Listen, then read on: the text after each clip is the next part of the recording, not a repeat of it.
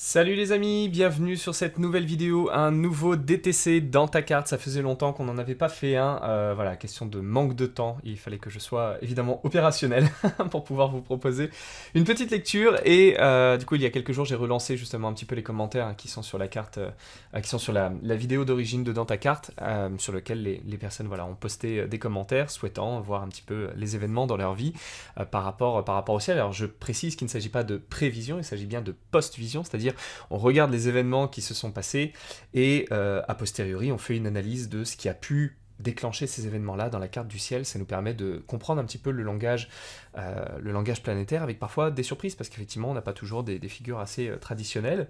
Alors vous connaissez la règle du jeu, je vais farfouiller, je sais pas du tout où on va. J'ai préparé la carte ici, nous allons parler de Ross qui a priori si je ne me suis pas trompé est bien une femme, c'est un diminutif. Voilà, et qui en gros a eu deux enfants qui sont arrivés, qui étaient en fait, c'était des adoptions, voilà, et qui sont arrivés tous les deux le même jour, c'est-à-dire, alors que je retrouve la date juste un instant, que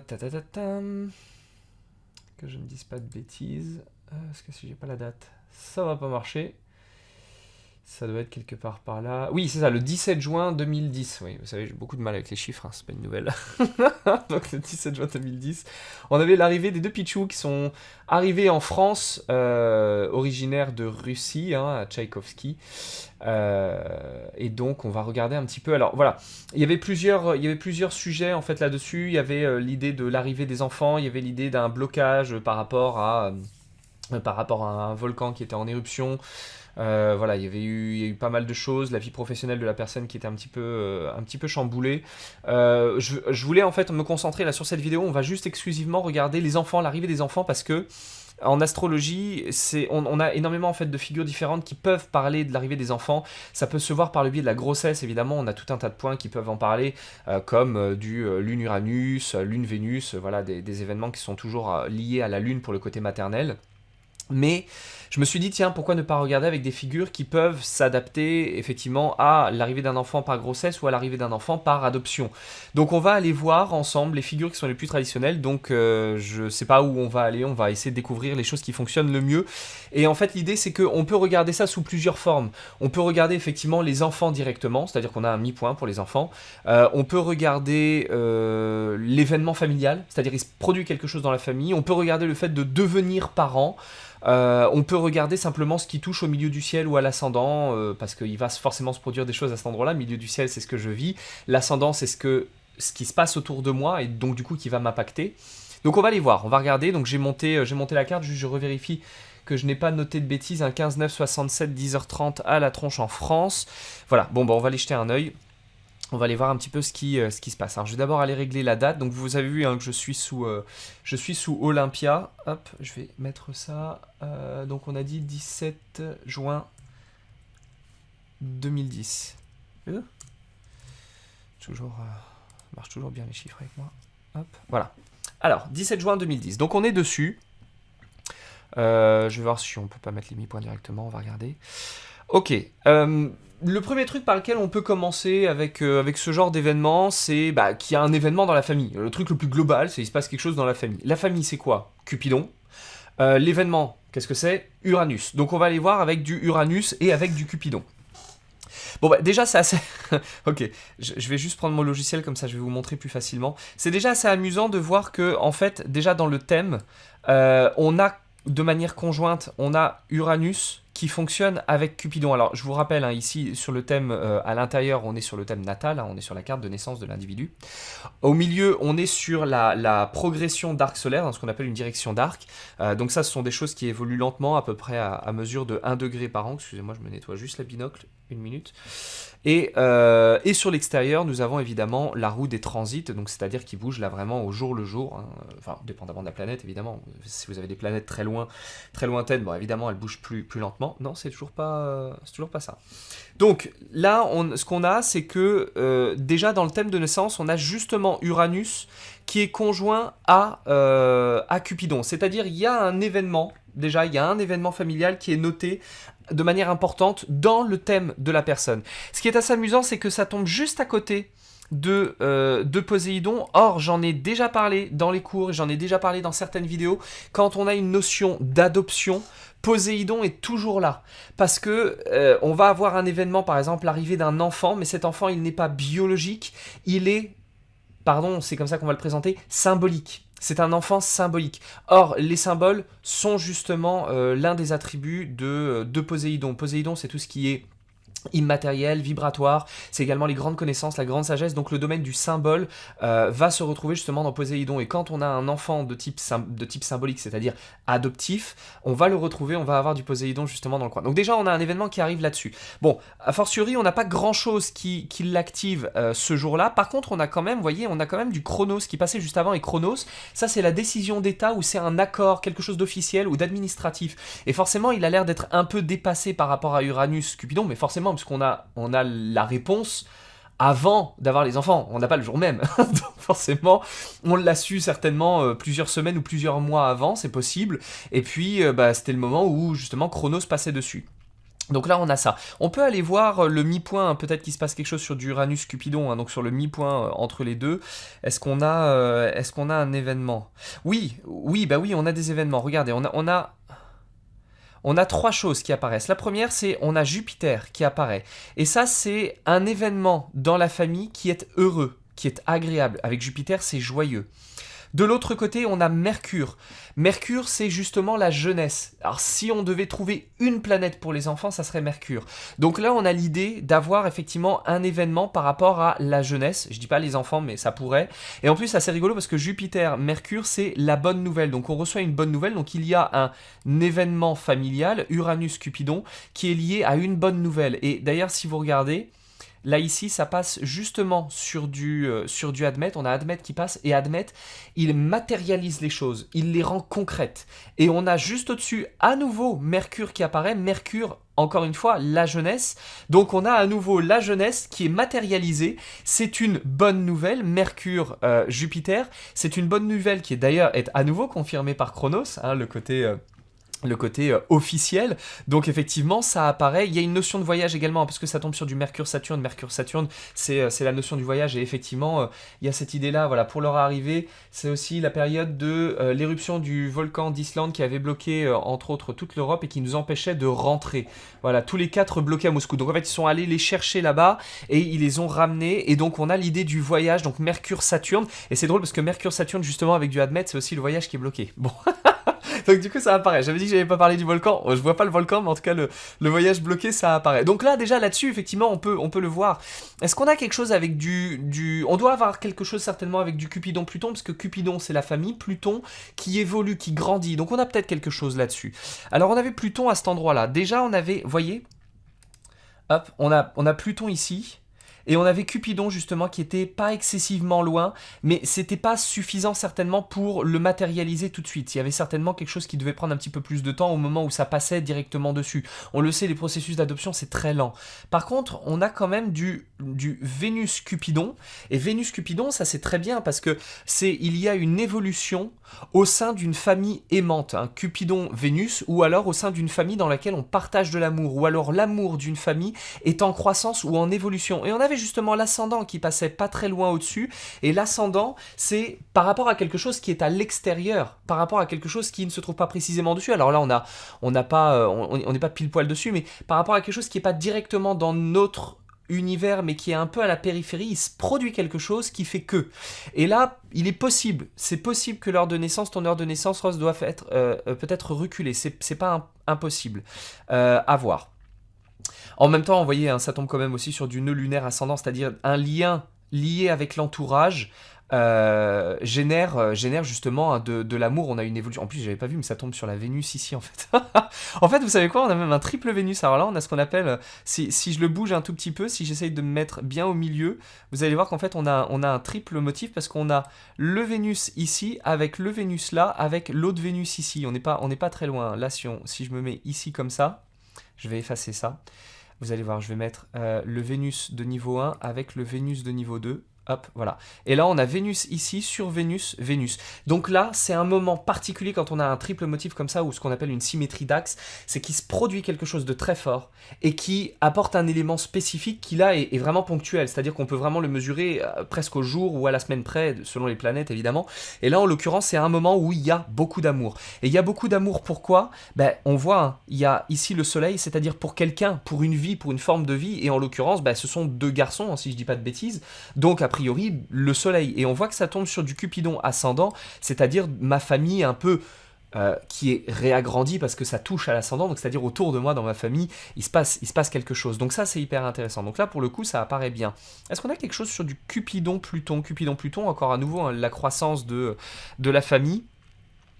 Bah déjà ça touche au milieu du ciel, mais ça c'est au natal, on reste sur le natal, mais donc il y avait effectivement l'idée, si on m'avait demandé, si tu m'avais posé la question, est-ce que je vais pouvoir agrandir la famille avant de les avoir, je t'aurais dit oui, parce qu'on tombe effectivement sur cet impact de milieu du ciel, Pluton, Cupidon, donc forcément à un moment donné c'est quelque chose qui va vivre, c'est quelque chose que tu vas vivre.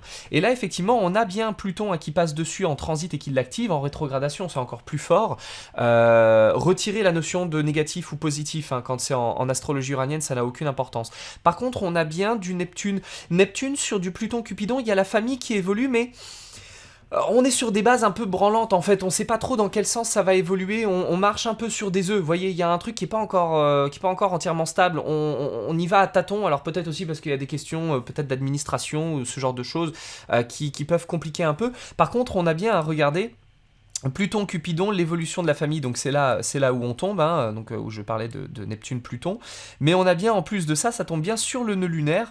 Alors je mets pas le milieu du ciel parce que j'ai pas l'heure, hein, donc comptez pas le milieu du ciel, il est pas important. Mais on a bien le nœud lunaire, donc c'est-à-dire il y a un lien qui se crée dans le processus d'évolution familiale. Je fais évoluer ma famille par l'attachement à un lien particulier. Et donc, là, effectivement, ça ne dit pas forcément qu'on est dans un cas d'adoption ou de faire des enfants. C'est juste, il se produit quelque chose dans la famille qui fait agrandir la famille, et puis ben, ça apparaît. On peut aller voir le point des enfants. Alors ça, c'est pareil. Vous pouvez regarder aussi, hein, au moment des naissances, c'est des choses qui peuvent apparaître. Donc, Jupiter-Mars. Jupiter-Mars, c'est le point des enfants, c'est le point du travail bien fait également. C'est pas que les enfants, mais en l'occurrence, ça peut l'être.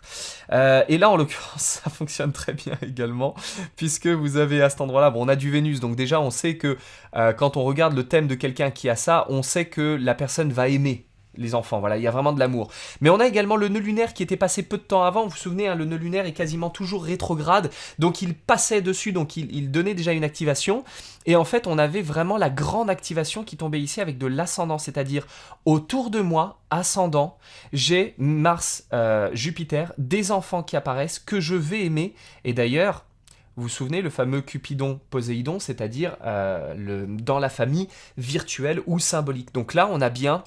Là, clairement, on a le cas, en fait, qui apparaît presque d'un cas d'adoption, en fait. Donc, on peut le voir. En fait, attention avec Mars-Jupiter, parce que ça peut fonctionner avec les enfants, ou ça peut fonctionner, ne pas prendre mal ce que je veux dire, mais ça peut fonctionner également avec les animaux.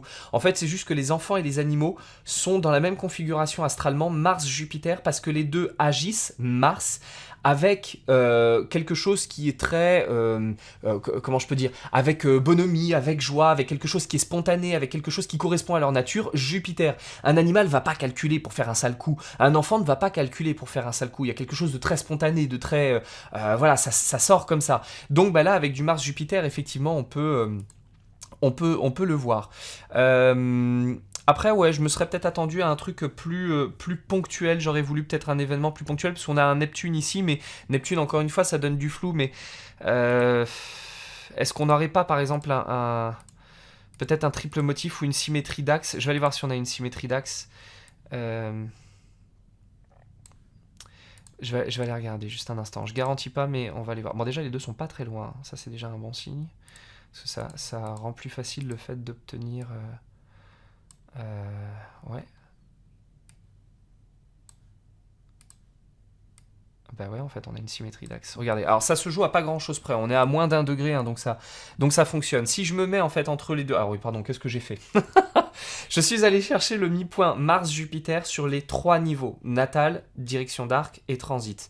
Et en fait, ça nous permet de voir un petit peu comment les choses s'articulent. Et c'est grâce à ça, c'est grâce à cette technique, là je vous la montre de manière sommaire, mais c'est grâce à cette technique qu'on peut préciser en fait des choses presque au jour. Et là, on a bien les 3 mi-points de Mars-Jupiter sur les 3 roues, en fait, qui sont presque à égalité. C'est-à-dire que entre lui et lui, si je place ma flèche entre celui-ci et celui-ci, je tombe presque sur l'autre. On est vraiment à pas grand-chose près. Et là, en l'occurrence, on a effectivement du coup la possibilité d'avoir les enfants qui arrivent, parce que là, c'est celui de transit en fait, qui est en train de débarquer. C'est le plus important à voir, parce qu'en règle générale, c'est le plus lent. Celui natal, il bouge jamais. Le dirigé, il bouge de 1 degré par an, donc c'est celui qu'on regarde en deuxième. On regarde d'abord le natal, et en tout dernier, on regarde le transit. Et là, il est en train d'arriver. Comme ça n'attend jamais d'être pile poil sur le degré précis pour que ça se provoque, ça se produit déjà avant, et ben du coup c'est celui qu'on regarde en dernier, et là on voit qu'il est en train d'arriver dessus, donc il est déjà en train d'anticiper, il provoque l'action avant même d'être à 0 degré, parce que pour être à 0 degré, il faudrait qu'il soit à peu près par ici. Là vous voyez, on est à 1 degré et demi, ce qui veut dire que pour un transit rapide, Mars-Jupiter c'est très vite, hein. Donc là au bout de 4-5 jours, normalement il aurait dû être pile poil dessus. Donc là ça fonctionne très bien. Même si on a effectivement comme orbe un petit décalage. De toute façon, quand on fonctionne avec 3, on peut ouvrir les orbes, on peut aller parfois jusqu'à 2 degrés, c'est pas très gênant. Et là, on voit, et en plus de ça, on a besoin que ça touche à un point personnel, au minimum un point personnel. Et là, effectivement, on voit bien que l'endroit où ça tombe, eh ben, ça tombe justement sur le Soleil, et ça touche évidemment du Vénus, et ça touche le fameux triple point de Vénus-Vénus dont on a parlé tout à l'heure. Donc on a bien à cet endroit-là la présence de l'enfant par un triple motif. Donc ça, c'est aussi quelque chose qui peut vous permettre de voir effectivement l'arrivée des enfants du Mars-Jupiter. Voyons voir en dernier, je terminerai par ça, voir si on a un truc avec les parents, parce que le côté parental, alors c'est vrai qu'on aurait pu le voir ici avec du Chronos arrivant sur du Cupidon. Cupidon, Poséidon, c'est du coup la famille adoptive Chronos officielle. Il est un peu dépassé.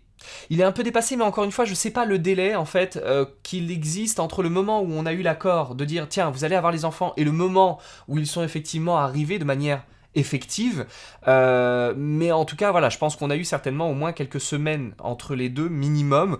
Je pense qu'il n'y a pas eu, ça s'est pas fait en 3 jours. Je pense pas que ce soit. Je suis prêt à dire que je me suis trompé, il n'y a pas de problème, mais je pense pas que ce soit un truc qui se soit fait en 3 jours. Du coup, je vais aller voir un petit peu justement Cupidon Chronos. Est-ce qu'on a quelque chose dessus? Oui, on a quelque chose dessus. Alors, Chronos Cupidon. Pourquoi je vais voir Chronos Cupidon? Parce que c'est la famille officielle, mais c'est également le parent de la famille, d'accord? On est parents dans une famille. Et là, on a non seulement le point vernal, qui représente également les nouvelles choses, les choses qui arrivent soudainement, c'est un nouveau paradigme. Vous vous souvenez, point vernal, 0 degré du bélier, du cancer, de la balance et du capricorne, c'est-à-dire 0 degré des signes cardinaux, ce sont ceux qui initient un mouvement.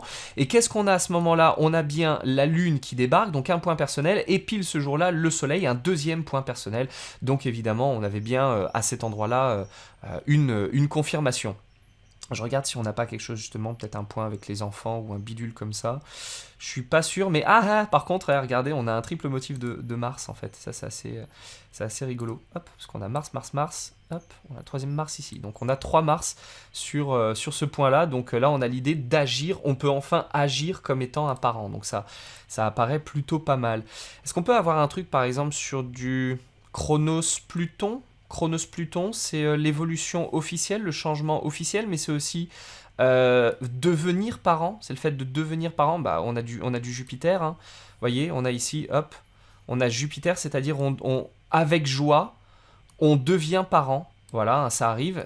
En plus de ça, on a à nouveau... en fait, ça tombe sur la même figure que celle qu'on avait déjà vue tout à l'heure. Vous voyez comme quoi, tout se goupille au même endroit. Ça, c'est très important à regarder quand vous faites un thème. Il faut impérativement voir toutes les superpositions, un peu comme un millefeuille. Quand vous avez par exemple une horrible configuration quelque part, paniquez pas, regardez si au même endroit il y a d'autres trucs qui sentent pas bon, et à l'inverse, si vous avez une super config à un endroit, elle ne servira à rien si on n'en a pas au moins 1 ou 2 ou 3 autres par-dessus, parce qu'il faut que ça soit un enchevêtrement pour que ça provoque vraiment quelque chose de fort. Et là, en l'occurrence, vous voyez, pour chacune des figures, on a souvent eu justement une espèce d'assemblage. Donc ça, c'est hyper intéressant. Et là, on avait donc ça qui passait avec Chronos qui était pas loin, qui lui aussi officialise. Donc là, c'est hyper intéressant. On a à nouveau cette config. Alors je regarde si on n'a pas un triple nœud lunaire, parce que là on a un double. Non, le troisième il est ici. Ah si, on a un triple nœud lunaire. Regardez, toujours sur cette configuration hein, de Chronos, de Pluton Chronos. Hop, on se trouve à cet endroit-là. Et on a ici notre fameux Chiron Jupiter, donc on a bien officiellement la chose. On a un nœud lunaire à égalité avec l'autre, hein, donc les deux, cette croix se trouve au mi-point de nœud lunaire, et il y a lui, le dernier, qui se trouve là, donc il a l'air de pas être dessus. Sauf que ça, c'est une astuce qu'on utilise en astrologie uranienne, on utilise le point vernal comme un point neutre, c'est-à-dire il vaut pour 0. Donc il peut avoir un sens, mais il peut également ne pas avoir un sens, et juste servir comme d'une balise de relais. Et en fait, là, du coup, on a au mi-point de nœud lunaire, point vernal, c'est-à-dire c'est comme si on avait le nœud lunaire au milieu. Donc on a également l'idée de devenir parent par un lien joyeux et officiel. Donc c'est bon, on est officiellement parent, c'est fait, ok ? Bah écoutez, c'est pas mal, hein, je pense qu'on a, on a des choses plutôt pas mal. On n'a même pas eu besoin de faire, une figure, par exemple, figure de points sensibles, ça n'a pas été, c'était pas nécessaire, ça marchait très bien, écoutez, c'est plutôt pas mal. Après on peut regarder effectivement avec l'ascendant, voir où ça tombe. Bon, vous voyez par exemple l'ascendant directement, de manière plus simple, on a quand même du soleil soleil Pluton, donc il y a une évolution par rapport à un homme ou par rapport à des hommes, là en l'occurrence ce sont les enfants qu'on va aimer, du Vénus, donc voilà, c'est des choses qui peuvent être un peu simples, on peut faire des lectures basiques, on n'est pas obligé d'aller forcément très très loin pour voir un petit peu comment les choses fonctionnent. En tout cas, bon, voilà, ça a l'air de plutôt bien marcher. Pour ces configurations pour l'adoption. Alors c'est pour ça que je trouve que c'est intéressant parce que on est très habitué à voir effectivement les configurations traditionnelles par rapport aux enfants, voilà, d'avoir du Jupiter Mars avec du Saturne ou du Vénus, ce genre de truc. Alors d'ailleurs c'est assez amusant parce qu'on a eu un triple motif de Vénus sur Jupiter Mars, vous vous souvenez. C'est là où c'est très important de se détacher aussi un petit peu de ce que pouvaient raconter Alfred Witte, Ludwig Rudolph et Friedrich Sigrun, parce que il y a parfois des interprétations qui sont pas très justes. Vénus sur Jupiter Mars, c'est normalement la naissance d'une fille. Voilà, perdu, parce que là, en l'occurrence, je crois, hein, si je dis pas de bêtises, oui, voilà, l'arrivée de nos 2 fils, donc on est sur 2 garçons. Donc, moi, dans mes significations, je ne vais pas dire que c'est la naissance d'une fille, ça peut, mais honnêtement, pour l'avoir testé, je suis pas du tout... j'ai pas trouvé ça pertinent. Par contre, ce sont des enfants qu'on aime, on aime les enfants, et là, en l'occurrence, voilà, ça apparaît. Alors, j'aurais été curieux de voir si ça avait une figure de type grossesse ou pas, s'il y avait quelque chose de type grossesse. Alors on a quand même la Lune qui passe, mais avoir la Lune sur de la Lune Uranus, normalement c'est pour le côté effectivement naissance, grossesse, mais certainement qu'effectivement il y a l'idée d'être mère soudainement, voilà, et du coup on a la Lune qui repasse à nouveau dessus, hein, Lune et Soleil, donc ça peut fonctionner. On peut trouver du Lune-Vénus peut-être. Lune-Vénus, vous voyez. Lune Vénus, c'est ce qu'on regarde pour les femmes enceintes ou les femmes qui accouchent ou les femmes qui sont heureuses d'être mères. Et là, à nouveau, ça retombe encore une fois sur le point qu'on avait déjà vu tout à l'heure, au moins 3 ou 4 fois. Donc en fait, voilà. Cet axe-là, il est hyper important du coup dans ton thème à toi, Ross, pour regarder les enfants. À cet endroit-là, c'est très important de regarder. Bon bah écoutez, ça marche plutôt pas mal. Super, et merci beaucoup en tout cas d'avoir donné cet exemple, et puis j'espère que ça vous a un petit peu éclairé de voir comment on peut voir l'arrivée des enfants dans un thème. Donc regardez sur votre thème, voir un petit peu, alors travaillez toujours avec l'arc solaire, hein, c'est important. Si vous regardez juste les transits, ça va pas faire grand chose, il faut absolument qu'on ait l'arc solaire en premier. Le transit c'est toujours en dernier, hein. Ça peut jamais être un mouvement, rien ne peut être initié uniquement par le transit, ou alors si vous pouvez avoir un transit d'une planète quelque part, mais c'est juste un petit événement un peu badin en fait, ça va pas changer votre vie quoi. Donc voilà, et écoutez, merci beaucoup d'avoir regardé cette vidéo, je vous donne rendez-vous très bientôt pour une prochaine vidéo, et en attendant d'ici là comme d'habitude, prenez soin de vous. Salut!